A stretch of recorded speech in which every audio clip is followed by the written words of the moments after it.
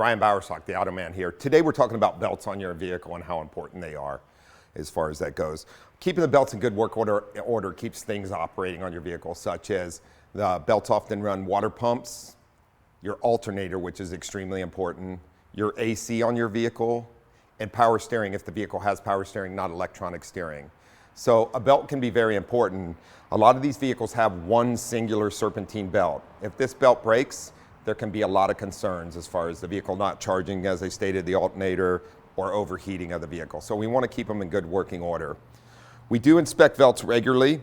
We often look at the depth of the groove, how much material's been removed from the belt. And as you can see over here, we have an example of different things that happen to belts. Pieces coming out of the belts, the wear where the grooves get extremely wide and don't grip anymore.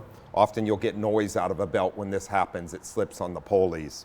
Contaminants getting inside the belt and damaging them. And then of course you'll see where they start to crack and come apart. A good belt inside looks exactly like this does. This is a brand new belt. The grooves are very small. There's a lot of wear left on the belt and it can last quite a long time and work very well. We also want to inspect the tensioners and idlers to keep the belts running over them smoothly. I'm Brian Bowersock with the West Automotive Group. Watch for the Auto Man Fridays on the CW San Diego, sponsored by the West Automotive Group.